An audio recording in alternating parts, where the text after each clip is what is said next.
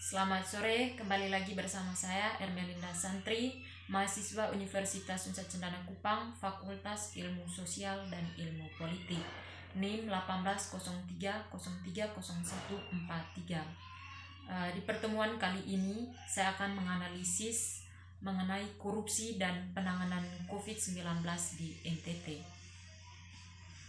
Kemajuan suatu daerah sangat ditentukan oleh kemampuan dan keberhasilannya dalam melaksanakan pembangunan. Pembangunan sebagai suatu proses perubahan yang direncanakan mencakup semua aspek kehidupan masyarakat.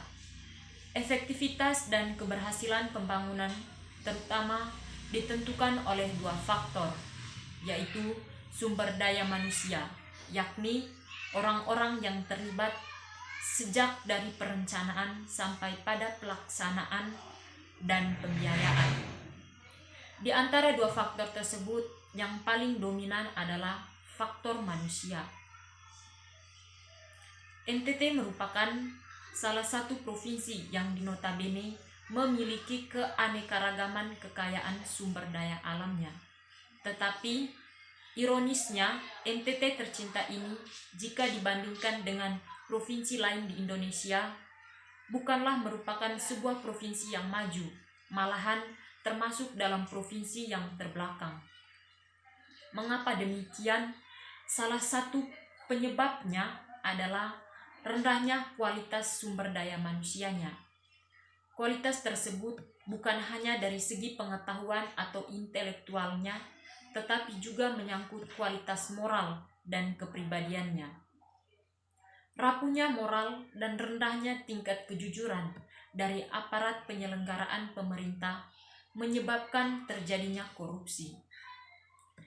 Korupsi di NTT dewasa ini sudah merupakan penyakit sosial yang sangat berbahaya yang mengancam semua aspek kehidupan masyarakat, berbangsa dan bernegara.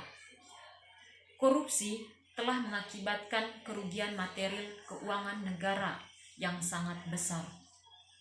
Hal itu merupakan cerminan rendahnya moralitas dan rasa malu, sehingga yang menonjol adalah sikap kerakusan dan kekuasaan. Persoalannya adalah, dapatkah korupsi diberantas? Tidak ada jawaban lain. Kalau kita ingin maju, korupsi harus diberantas. Jika kita tidak berhasil memberantas korupsi, atau paling tidak mengurangi sampai pada titik nadir yang paling rendah, maka jangan harap daerah ini akan mampu mengejar ketertinggalannya dibandingkan dengan daerah lain untuk menjadi sebuah daerah yang maju. Karena korupsi membawa dampak negatif yang cukup luas dan dapat membawa daerah ini ke jurang kehancuran. Salah satu problematitas yang perlu ditangani secara serius oleh pihak pemerintah NTT saat ini adalah soal penyaluran dana bantuan COVID-19. Mengambil cuplikan Timor Daily yang menjelaskan bahwa dana bantuan COVID-19 di NTT tercatat sebesar 1,1 triliun. Masyarakat harus membantu KPK awasi penyaluran dan penggunaannya. Ketua KPK Firly Bahuri mengancam akan menindak pelaku korupsi anggaran penanganan bencana COVID-19 dengan tuntutan hukuman mati. Dengan dalil keselamatan masyarakat merupakan hukum tertinggi, sehingga bagi siapapun yang melakukan korupsi anggaran penanganan COVID-19 akan dihukum mati. Pernyataan Ketua KPK Firly disampaikan dalam rapat dengan Komisi Hukum DPR RI Rabu 29 April 2020 yang lalu. Ketua KPK Firly Bahuri juga menjelaskan bahwa KPK membentuk Task COVID-19 untuk mengawasi penyaluran dan penggunaan dana bantuan COVID-19. Karena Firly Bahuri mengkonstruktir ada 4 celah korupsi yang perlu diwaspadai, yaitu saat pengadaan barang dan jasa, sumbangan dari pihak ketiga, relokasi anggaran, dan distribusi bantuan sosial. Ancaman pidana mati yang dikemukakan Firly Bahuri bukan sebuah pepesan kosong, karena soal pidana mati adalah amanat pasal 2 Undang-Undang Tipikor yang secara tegas menyatakan setiap orang yang secara melawan hukum melakukan perbuatan memperkaya diri sendiri atau orang lain atau suatu korporasi yang dapat merugikan keuangan negara dipidana dengan pidana penjara seumur hidup. Dalam hal tindakan pidana korupsi, sebagaimana dimaksudkan dalam ayat 1, dilakukan dalam keadaan tertentu, pidana mati akan dijatuhkan.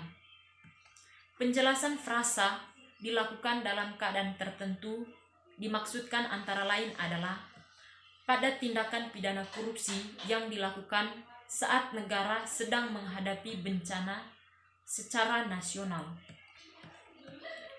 Peraturan tentang pemberantasan korupsi silih berganti. Selalu orang yang belakangan yang memperbaiki dan menambahkan, namun korupsi dalam segala bentuknya dirasakan masih tetap merajalela. Istilah korupsi sebagai istilah hukum. Pengertian korupsi adalah perbuatan-perbuatan yang merugikan keuangan dan perekonomian negara atau daerah atau badan hukum lain yang mempergunakan modal atau kelonggaran yang lain di masyarakat. Sebagai bentuk khusus daripada perbuatan korupsi, oleh karena itu, negara memandang bahwa perbuatan atau tindakan pidana korupsi telah masuk dan menjadi suatu perbuatan pidana korup yang selama ini terjadi secara meluas.